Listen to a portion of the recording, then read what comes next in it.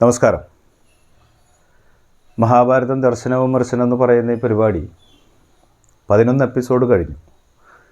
നമ്മൾ കഴിഞ്ഞ തവണ പറഞ്ഞു നിർത്തിയത് ദുഷ്യന്ത മഹാരാജാവിൻ്റെയും ശകുന്തളയുടെയും കഥയായിരുന്നു. ദുഷ്യന്ത മഹാരാജാവ് വനത്തിലേക്ക് തൻ്റെ പരിവാരങ്ങളിൽ നിന്ന് വിട്ടുപിരിഞ്ഞ് വനത്തിലേക്ക് പ്രവേശിക്കുകയും അവിടെ മാലിനി നദിയുടെ തീരത്ത് ഒരു ആശ്രമം കാണുകയും ആ ആശ്രമത്തിലുള്ള ഒരു വളരെ സുന്ദരിയായിട്ടുള്ള ഒരു പെൺകൊടിയെ കാണുകയും ശകുന്തളയെ ദർശിക്കുകയും ശകുന്തളയുടെ മാതാപിതാക്കളെ സംബന്ധിച്ചും ജന്മത്തെ സംബന്ധിച്ചുമെല്ലാം സംസാരിച്ച് കഴിഞ്ഞതിന് ശേഷം ദുഷ്യന്ത മഹാരാജാവ് തന്നെ വിവാഹം കഴിക്കാൻ ആഗ്രഹം പ്രകടിപ്പിക്കുകയും ഗാന്ധർവ വിവാഹത്തിലൂടെ അവർ രണ്ടുപേരും ഒന്നിക്കുകയാണ് ഉണ്ടായത്. അതിനുശേഷം ശകുന്തള ഗർഭിണിയാവുകയും തുടർന്ന് രാജാവ് ദുഷ്യന്ത മഹാരാജാവ് തൻ്റെ രാജ്യത്തേക്ക് തിരിച്ചു പോവുകയും തൻ്റെ രാജ്യത്ത് പോയി കഴിഞ്ഞതിന് ശേഷം ഒരു ചതുരംഗപ്പടയെ നിന്നെ സ്വീകരിച്ച് ആനയിക്കുന്നതിന് വേണ്ടി നാം പറഞ്ഞ് അയക്കാം എന്ന് പറഞ്ഞുകൊണ്ടാണ് അദ്ദേഹം പോകുന്നത്. അദ്ദേഹം പോയി കഴിഞ്ഞതിന് ശേഷം അദ്ദേഹത്തെക്കുറിച്ച് യാതൊരുവിധ വിവരവുമില്ല. ശകുന്തള ഗർഭിണിയാവുന്നു. കണ്വ മഹർഷി വരുന്നു. കണ്വ മഹർഷിയോട് ശകുന്തള നടന്ന സംഭവങ്ങൾ വിവരിക്കുന്നു. അതിനുശേഷം ശകുന്തള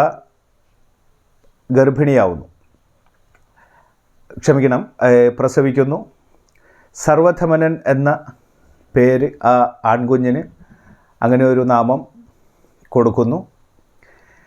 കുഞ്ഞ് വളർന്ന് വലുതാകുന്നതോടൊപ്പം തന്നെ ശകുന്തളയുടെ ഒരു പ്രയാസവും തൻ്റെ പ്രിയതമനെ സംബന്ധിച്ച് യാതൊരുവിധ വിവരവുമില്ലാത്ത ആ ഒരു അവസ്ഥയിലിരിക്കുന്ന സന്ദർഭത്തിൽ കണ്വ മഹർഷി ശകുന്തളയ്ക്ക് അനുമതി കൊടുക്കുകയാണ് രാജകൊട്ടാരത്തിലേക്ക് പോകാൻ വേണ്ടി. കാരണം ആ കുഞ്ഞ് രാജാവിൻ്റെ പുത്രനാണ്. വളരേണ്ടത് തികച്ചും രാജകൊട്ടാരത്തിൽ തന്നെയാണ്. രാജതന്ത്രവും അതുപോലെ അസ്ത്രശസ്ത്രങ്ങളും ഒക്കെ അഭ്യസിക്കേണ്ടതായുണ്ട്. രാജ്യാഭിഷേകം രാജ്യത്തെ കിരീടാവകാശി കൂടിയാണ്. അപ്പോൾ അതിനാവശ്യമായിട്ടുള്ള എല്ലാവിധ പഠനവും വിദ്യാഭ്യാസവും ഒക്കെ നടത്തേണ്ടത് കൊട്ടാരത്തിൽ വെച്ചിട്ടാണ്. അതുകൊണ്ട് തന്നെ ശകുന്തളയോട് കുഞ്ഞിനെയും കൊണ്ട് കൊട്ടാരത്തിലേക്ക് പോകാൻ കണ്വ മഹർഷി അനുമതി കൊടുക്കുകയാണ്. അതിൻ്റെ ഭാഗമായി ശകുന്തളയും സർവധമനൻ എന്ന് പറയുന്ന പുത്രനെയും കൊണ്ട് പുരുവംശത്തിലെ രാജാവായിട്ടുള്ള ദുഷ്യന്ത രാജാവിൻ്റെ കൊട്ടാരത്തിലേക്ക് ഇവർ പ്രവേശിക്കുകയാണ്. ആ കൊട്ടാരത്തിലേക്ക് ചെല്ലുമ്പോൾ കൊട്ടാരത്തിൻ്റെ കാവൽക്കാർ ഇവരെ തടഞ്ഞു നിർത്തുമ്പോൾ ശകുന്തള പറയുന്ന ഒരു ഭാഷയുണ്ട്. ശകുന്തളയോട് ചോദിക്കുന്നുണ്ട്, നിങ്ങൾ എന്തിനാണ് വന്നതെന്ന് ചോദിക്കുമ്പോൾ ശകുന്തള പറയുന്നുണ്ട്, എനിക്ക് നിങ്ങളുടെ രാജാവായിട്ടുള്ള ദുഷ്യന്ത മഹാരാജാവിനെ ദർശിക്കേണ്ടതുണ്ട് എന്ന് പറയുമ്പോൾ കൊട്ടാരത്തിൻ്റെ കാവൽക്കാർ ഇവരുടെ വേഷവിധാനം കണ്ടിട്ട്, കാരണം മരവുരി അടക്കമുള്ള ഒരു വനവാസിയാണെന്ന് അവർക്ക് ബോധ്യമാവുകയും അത്തരത്തിലുള്ള നിങ്ങൾക്ക് മഹാരാജാവിനെ കാണാൻ കഴിയില്ല എന്ന് പറഞ്ഞ് തടയുകയാണ്. ആ തടയുന്ന ഘട്ടത്തിൽ ശകുന്തള പറയുന്ന ഒരു വേർഡുണ്ട്. ശകുന്തള പറയുകയാണ്, നിങ്ങൾ ഈ രാജ്യത്തിൻ്റെ രാജ്ഞിയെയും ഈ രാജ്യത്തിൻ്റെ കിരീടാവകാശിയെയുമാണ്, യുവരാജാവിനെയുമാണ് നിങ്ങൾ തടഞ്ഞു നിർത്തിയിരിക്കുന്നത്. എത്രയും വേഗം അദ്ദേഹത്തെ വിവരം അറിയിക്കുന്നു എന്ന് പറയുന്നുണ്ട്. വളരെ ശക്തമായിട്ടുള്ള ഒരു കഥാപാത്രമായിട്ടാണ് അതിനകത്ത് ശകുന്തളയെ കാണിച്ചിട്ടുള്ളത്. ഇത് കേൾക്കുന്ന കാവൽ ഭടന്മാർ ഒരു ഭയപ്പാടോടുകൂടി അവർ രാജാവിനെ വിവരം അറിയിക്കുകയും രാജാവിൻ്റെ രാജസദസ്സിലേക്ക് ആനയിക്കപ്പെടുകയും ചെയ്യുന്നു. ഇവിടെ വെച്ചാണ് നമ്മൾ കഴിഞ്ഞ തവണ നമ്മൾ പറഞ്ഞു നിർത്തിയ ഒരു സസ്പെൻസായിട്ട് നമ്മൾ പറഞ്ഞു നിർത്തിയതാണ്. അപ്പോൾ നമ്മളിത് കൂടുതൽ വിശദീകരിച്ച് പറയുമ്പോൾ പ്രത്യേകിച്ചും പറയേണ്ടത് സ്ത്രീ കഥാപാത്രത്തെ സംബന്ധിക്കുന്ന ഈ ഒരു കാര്യം നമ്മൾ പറയുമ്പോൾ പ്രധാനമായും ഒന്ന്, അതിൽ ശകുന്തളയും ദുഷ്യന്ത മഹാരാജാവും തമ്മിലുള്ള ഒരു കമ്മ്യൂണിക്കേഷനുണ്ട്. പരസ്പരം അങ്ങോട്ടും ഇങ്ങോട്ടും പറയുന്നൊരു കമ്മ്യൂണിക്കേഷനുണ്ട്. അതിലൊരു സഭ്യത, ആ ഒരു ഭാഷയിലെ ഒരു മനോഹാരിത, അത് നമുക്ക് പറഞ്ഞറിയിക്കാൻ കഴിയില്ല. കാരണം ആ കാലഘട്ടത്തിലുണ്ടായിരുന്ന ആളുകൾ ദേഷ്യം വരുമ്പോൾ പോലും, ദേഷ്യഭാവത്തിന് പോലും, ശത്രുക്കളെ പോലും അങ്ങ് എന്ന് അഭിസംബോധന ചെയ്യാറാണ് സാധാരണ പതിവ്. ഏറി വന്നാൽ അവർ ക്രൂരനെന്നോ അക്രമിയെന്നോ ഒക്കെയുള്ള സഭ്യമായിട്ടുള്ള പദപ്രയോഗങ്ങളാണ് അവർ ഉപയോഗിക്കാറ്. ഈ ശകുന്തളയും ദുഷ്യന്തനും തമ്മിലുള്ള, ഇവർ തമ്മിൽ ഒരു സംസാരം അങ്ങോട്ടും ഇങ്ങോട്ടും നടക്കുന്നതിലുള്ള സഭ്യതയും അതിൻ്റെ ഒരു മനോഹാരിതയും അത് നമുക്ക് പറഞ്ഞറിയിക്കാൻ കഴിയില്ല. തന്നെയുമല്ല, ഒരു സ്ത്രീ ശാക്തീകരണത്തിൻ്റെ ഉത്തമോദാഹരണമായിട്ടാണ് ശകുന്തള ഇവിടെ. ഞാനിപ്പോൾ ഇത് പറയുമ്പോൾ നിങ്ങൾക്കത് മനസ്സിലാക്കാനും കഴിയും. ആ കാലഘട്ടത്തിലുണ്ടായിരുന്ന സ്ത്രീകളുടെ സംസാരം പോലും ഒരു കാവ്യാത്മകമായ, സ്ത്രീകളുടെ എന്നല്ല പുരുഷന്മാരുടെയും, പ്രത്യേകിച്ച് പ്രണയിതാക്കളുടെ, കമിതാക്കളുടെ ഇടയിലുള്ള സംഭാഷണം പോലും കാവ്യാത്മകമായ രീതിയിലായിരുന്നു. അത് പറയുന്ന ഘട്ടത്തിൽ മറ്റൊരു കാര്യം കൂടി ഓർമ്മയിൽ വരികയാണ്. സന്ദർഭോചിതമായിട്ട് ഞാനത് പറയുകയാണ്. ഷാജഹാൻ ചക്രവർത്തിയുടെയും മുംതാസിൻ്റെയും ഒരു സംസാര ശകലമുണ്ട്. ഒരൊറ്റ സംസാരം മാത്രമേ ഉള്ളൂ. ഷാജഹാൻ ചക്രവർത്തിയുടെ ഒരു ചോദ്യത്തിന് മുംതാസ് കൊടുക്കുന്ന മറുപടി. ഷാജഹാൻ ചക്രവർത്തി ചോദിക്കണം, അല്ലയോ പ്രിയതമേ, വാർദ്ധക്യം ബാധിച്ചവർ കൂനിക്കൂടി അവർ താഴെ നോക്കി നടക്കുന്നതിൻ്റെ കാരണം എന്താണ്? ഇതാണ് ചോദ്യം. ഇത്തരത്തിലുള്ള ചോദ്യങ്ങൾ ഇപ്പോൾ നമ്മളുടെ ഈ കാലഘട്ടത്തിൽ നമ്മുടെ സ്ത്രീകളോട് ചോദിച്ചാൽ അവരിൽ നിന്ന് കിട്ടുന്ന മറുപടികൾ വളരെ വ്യത്യസ്തമായിരിക്കും.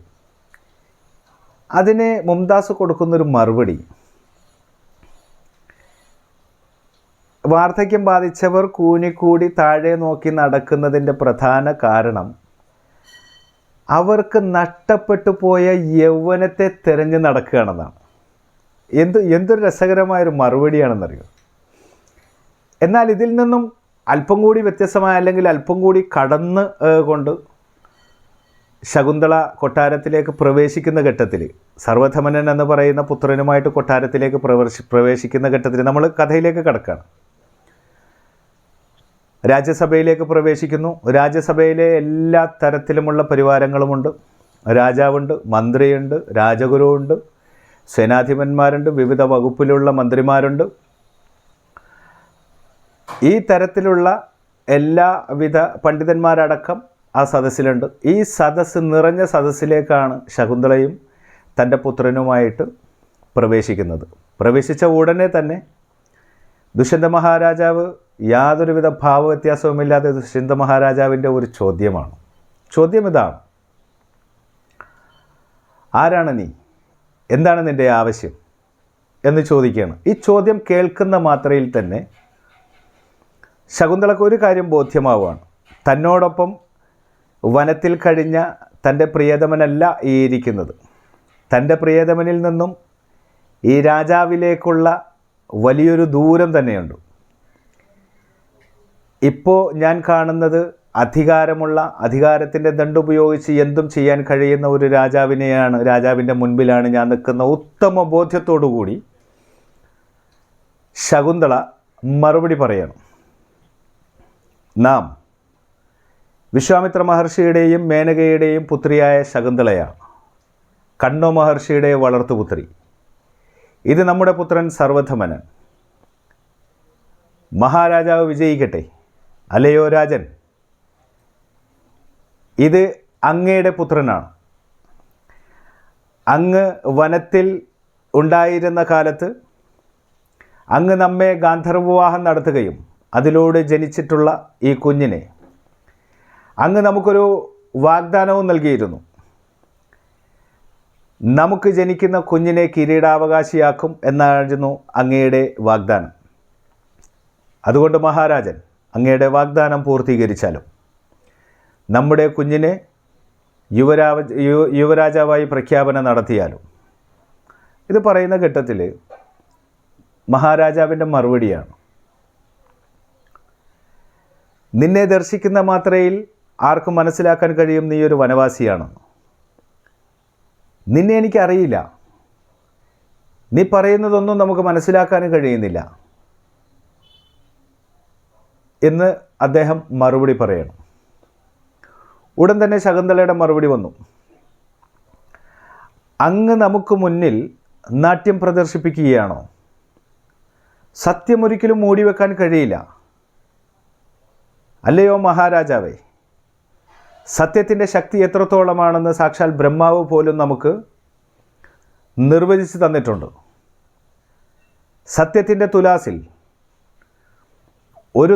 തുലാസിൻ്റെ ഒരു തട്ടിൽ 1000 ഗജങ്ങളെയും ഒരു തട്ടിൽ സത്യത്തെയും വയ്ക്കുന്ന സമയത്ത് സത്യത്തിൻ്റെ ശക്തിയാണ് അതിലേറ്റവും മുന്തി നിൽക്കുന്നത്. അതുകൊണ്ട് മഹാരാജൻ, അങ്ങ് അസത്യം പുലമ്പാതിരുന്നാലും ഞാനും അങ്ങയും തമ്മിലുള്ള ബന്ധത്തിന് ആ വനം സാക്ഷിയാണ്. അവിടെയുള്ള സർവ്വജീവജാലങ്ങളും സാക്ഷിയാണ്. ചന്ദ്രനും സൂര്യനും സാക്ഷിയാണ്. അങ്ങയിൽ കുടികൊള്ളുന്ന സാക്ഷാൽ ഈശ്വരനും സാക്ഷിയാണ്. അല്ലയോ മഹാരാജൻ, അങ്ങയുടെ വാഗ്ദാനം അങ്ങ് നിറവേറ്റിയാലും നമ്മുടെ പുത്രനെ യുവരാജാവായി പ്രഖ്യാപനം നടത്തിയാലും. ഉടൻ തന്നെ ദുഷ്യന്തൻ പറയാണ്. ദുഷ്യന്തൻ അവിടെ ഒരു പദപ്രയോഗം നടത്തുന്നുണ്ട്, ദുഷ്ടയായ താപസി എന്നാണ്. ഹേ ദുഷ്ടയായ താപസി, നിനക്കെന്തും പുലമ്പാൻ കഴിയും. നീ പറയുന്നതൊന്നും നടന്നിട്ടില്ല. എനിക്ക് നിന്നെ അറിയുകയുമില്ല.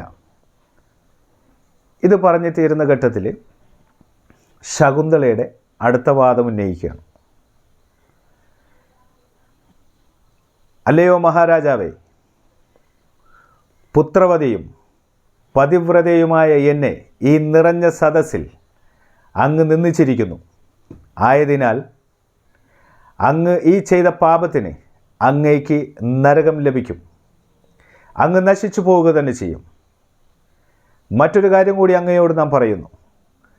അങ്ങ് അംഗീകരിച്ചാലും ശരി ഇല്ലെങ്കിലും ശരി, അങ്ങയുടെ കാലശേഷം ഈ രാജകൊട്ടാരത്തിലെ കിരീടാവകാശി നമ്മുടെ പുത്രൻ സർവധമനനായിരിക്കും എന്ന് നാം ഇവിടെ പ്രതിജ്ഞ ചെയ്യുകയാണ്. ഈ ഒരു രീതിയിൽ പറഞ്ഞിട്ട് ശകുന്തള തൻ്റെ പുത്രനുമായിട്ട് തിരിച്ച് നടക്കുകയാണ്. ഈ തിരിച്ച് നടക്കുന്ന ഘട്ടത്തിൽ ദുഷ്യന്ത മഹാരാജാവിന് ഒരു അശരീരി ഉണ്ടാവുകയാണ്. അത് ദുഷ്യന്ത മഹാരാജാവ് മാത്രമല്ല, ആ സദസ്സിലുള്ള മുഴുവൻ ആളുകളും ഈ അശരീരിക്ക് സാക്ഷിയാവുകയാണ്. അശരീരി ഇതാണ്: ദുഷ്യന്തൻ അത് നിങ്ങളുടെ ഭാര്യയും നിങ്ങളുടെ മകനുമാണ്. അതുകൊണ്ട് അവരെ നിങ്ങൾ സ്വീകരിക്കേണ്ടതാണ് എന്നാണ് അശരീരി. സ്വാഭാവികമായും അശരീരി എന്ന് പറയുമ്പോൾ ശരീരമില്ലാത്ത സന്ദേശത്തെ അശരീരി എന്ന് കണക്കാക്കുന്നു. അശരീരി പൊതുവെ ഈശ്വരനിൽ നിന്നുള്ള സന്ദേശമായിട്ടാണ് സ്വീകരിക്കുന്നത്. ഇത് കേട്ട മാത്രയിൽ തന്നെ ദുഷ്യന്ത മഹാരാജാവ് ശകുന്തളയെ സ്വീകരിക്കുകയും രാജ്ഞിയാക്കുകയും കുഞ്ഞിനെ തൻ്റെ പുത്രനെ പട്ടാഭിഷേകം നടത്താനുള്ള തയ്യാറെടുപ്പ് നടത്തിയെന്നാണ്. അവിടെയും ശകുന്തള പറയുന്ന മറ്റൊരു കാര്യം കൂടി, അത് ഞാൻ പറഞ്ഞതിൻ്റെ ഇടയിൽ വിട്ടുപോയതാണ്. ദുഷ്യന്ത മഹാരാജാവിനെ ആ ധർമ്മം കൃത്യമായി മനസ്സിലാക്കി കൊടുക്കുന്നുണ്ട്. അതായത് നമുക്ക് മറ്റുള്ളവരുടെ കടുകുമണിയോളം വരുന്ന ഒരു തെറ്റ്, ഒരു തിന്മ, മറ്റുള്ളവരുടെ ഒരു തിന്മ നമുക്ക് കടുകുമണിയോളം വരുന്ന ഒരു തിന്മയാണെങ്കിൽ പോലും നമുക്കത് ദർശിക്കാൻ കഴിയുന്നു. എന്നാൽ പർവ്വതത്തോളം വരുന്ന നമ്മളുടെ തിന്മ സ്വയം നമുക്ക് ദർശിക്കാൻ കഴിയില്ല. ഇത് വളരെ വലിയൊരു തത്വം കൂടിയാണ്, വളരെ വലിയൊരു ഫിലോസഫി കൂടിയാണ്. ഈ ഒരു കമ്മ്യൂണിക്കേഷൻ കഴിഞ്ഞതിന് ശേഷം പിന്നെ ഇവർ തമ്മിൽ സാധാരണ ജീവിതത്തിലേക്ക് ഇവർ മടങ്ങിയതാണ്. ദുഷ്യന്ത മഹാരാജാവിൻ്റെയും ശകുന്തളയുടെയും കഥ ഇവിടെ അവസാനിക്കുകയാണ്. ഇത് യഥാർത്ഥത്തിൽ കാളിദാസൻ പറഞ്ഞിട്ടുള്ള കഥയിൽ നിന്നും വളരെ വിഭിന്നമാണ്. നമ്മൾ പഠന കാലഘട്ടത്തിൽ നമ്മൾ പഠിച്ചിട്ടുള്ളതാണ്. ഇതിൽ ഈ മുദ്രമോതിരം കാണുമ്പോൾ മനസ്സിലാകാത്ത അവസ്ഥയും ദുഷ്യന്ത മഹാരാജാവിന് ശാപഗ്രസ്തനാവുകയും മറന്നു പോവുകയും ഇങ്ങനെയൊക്കെയുള്ള കൊട്ടാരത്തിൽ നിന്നും ശകുന്തള പുറത്തേക്ക് പോകേണ്ടി വരുന്നതും, ഇതൊക്കെ നമ്മൾ മുൻപ് നമ്മളിതൊക്കെ പഠിച്ചിരിക്കുന്നത് ആ ഒരു രീതിയിലാണ്. പക്ഷേ മഹാഭാരത കഥയിൽ അതുമായിട്ട് ഏറെ വ്യത്യാസപ്പെട്ട് നിൽക്കുകയാണ് ഈ കഥ. ഇപ്പോൾ ഈ കഴിഞ്ഞ എപ്പിസോഡും ഇപ്പോഴുള്ള ഈ എപ്പിസോഡും നിങ്ങൾക്ക് കേട്ട് കഴിഞ്ഞാൽ മനസ്സിലാവും. മഹാഭാരതത്തിലെ ഈ കഥ ഇങ്ങനെയാണ്. അപ്പോൾ ഇതിനകത്ത് രണ്ട് രീതിയിലാണ്. ഒന്ന്, മഹാരാജാവ് കണ്ട ഭാവം പോലും നടിക്കാതെ തീരുമാനമെടുത്തതിൻ്റെ പിന്നിൽ കാരണം ഒന്നേ ഉള്ളൂ. ആ കാലഘട്ടത്തിൽ ജാതി വർഗ വർണ്ണ വ്യവസ്ഥിതി ശക്തമായി നിലനിൽക്കുന്ന കാലഘട്ടമാണ്. അതുകൊണ്ട് തന്നെ ഒരു രാജാവിനെ സംബന്ധിച്ചിടത്തോളം, ഒരു ക്ഷത്രിയ വംശജനെ സംബന്ധിച്ചിടത്തോളം, നിഷാദയായിട്ടുള്ള ഒരു സ്ത്രീ, വനവാസിയായിട്ടുള്ള ഒരു സ്ത്രീയെ വേളി കഴിച്ചു എന്ന്, വിവാഹം കഴിച്ചു എന്ന് സമൂഹം അറിഞ്ഞാൽ, സമൂഹത്തെ സംബന്ധിച്ചിടത്തോളം രാജാവ് അത്തരത്തിലൊരു പ്രവൃത്തി നടത്തിയാൽ യഥോ രാജ തഥോ പ്രജ എന്ന് പറയുന്നത് പോലെ രാജാവ് പ്രവർത്തിക്കുന്നതെന്തോ അത് പ്രജകളിലേക്ക് പകർന്നു കൊടുക്കുക തന്നെ ചെയ്യും. അതൊരു വലിയൊരു തത്വം തന്നെയാണ്. കാരണം രാജാവ് എന്ത് പ്രവർത്തിക്കുന്നു അത് തന്നെയായിരിക്കും പ്രജകളും പ്രവർത്തിക്കുക. പ്രജകൾക്കെപ്പോഴും മാതൃകയാകുന്നതാണ് രാജാവിൻ്റെ പ്രവർത്തനങ്ങൾ അത്തരം മാതൃകയിലേക്ക് കൊണ്ടുവരും. അതുകൊണ്ട് തന്നെയാണ് ദുഷ്യന്ത മഹാരാജാവ് ധർമ്മിഷ്ഠനാണ്, എല്ലാ അർത്ഥത്തിലും വളരെ പ്രത്യേകതയുള്ള ആളാണ്.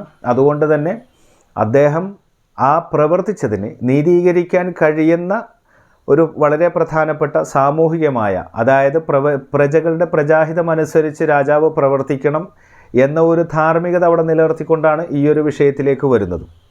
എന്നാൽ ഇവിടെ സ്ത്രീ എന്ന് പറയുന്ന ആ ഒരു ഗണത്തിൽ അബലയായ സ്ത്രീ എന്നൊക്കെ നമ്മൾ പറയും. പക്ഷേ ഒരബലയുമല്ല, മഹാബലശാലി തന്നെയാണ്. അബല എന്നൊക്കെ നമുക്ക് പറയാമെന്ന് മാത്രമേ ഉള്ളൂ. ഇവിടെ ശകുന്തളയുടെ ഒരു മാതൃക ചെറുതല്ല. ശകുന്തള ജന്മം കൊണ്ട് തന്നെ ഇതര സ്ത്രീകളിൽ നിന്നും വ്യത്യസ്തമാണ്. കാരണം എന്താണെന്ന് വെച്ചാൽ, ഈ ജന്മം കൊണ്ട് തന്നെ ജനിക്കുന്ന സമയത്ത് തന്നെ, കുഞ്ഞായിരിക്കുന്ന സമയത്ത് തന്നെ കണ്ണോ മഹർഷി ഇത് കണ്ടെത്തുന്ന സമയത്ത് പക്ഷികൾ കൂടിയിരുന്ന് പക്ഷികളുമായിട്ട് സല്ലപിക്കുന്നത് കണ്ടു എന്നാണ്.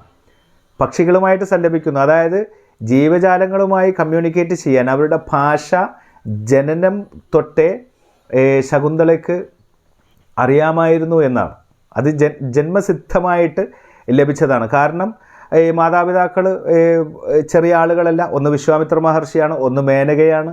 അതായത് ഭൂമിയും സ്വർഗത്തിൻ്റെയും ഇരു സ്ഥലങ്ങളുടെയും ചെറിയ ചില അനുഗ്രഹങ്ങൾ അവരുടെ ആ ജന്മത്തിൽ അവർക്ക് ലഭിക്കപ്പെട്ടിട്ടുണ്ട്. അതുകൊണ്ടിട്ടാണ് അത്തരത്തിലുള്ള കഴിവുകൾ. കൂടാതെ ധാർമ്മികത എന്തെന്ന് കണ്ണോ മഹർഷിയിൽ നിന്നും അവർ പഠിക്കുകയാണ്.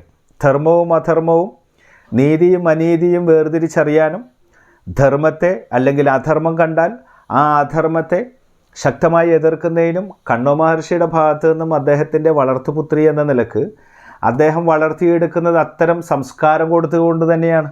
അതുകൊണ്ട് തന്നെയാണ് ശകുന്തളക്ക് ഒരു രാജാവിൻ്റെ മുൻപിൽ നിന്ന്, കാരണം പറയുന്ന വിഷയം ശരിയായ രീതിയിലല്ല എങ്കിൽ ശിരസ് ഛേദിക്കപ്പെടുന്ന കാലഘട്ടമാണ്. അത് ഏത് കാലഘട്ടത്തിലാണെങ്കിലും രാജാവിനെതിരെ ഒരു ആരോപണം ഉന്നയിച്ചാൽ ശിരസ് ഛേദിക്കപ്പെടുന്ന ഒരു സിറ്റുവേഷൻ ഉണ്ട്. അതുകൊണ്ട് തന്നെ ഒരു രാജാവിൻ്റെ മുൻപിൽ അത്ര ശക്തിയായി നിന്നുകൊണ്ടാണ് ശകുന്തള ഈ വിഷയത്തെ സംബന്ധിച്ചിട്ട് പറയുന്നത്.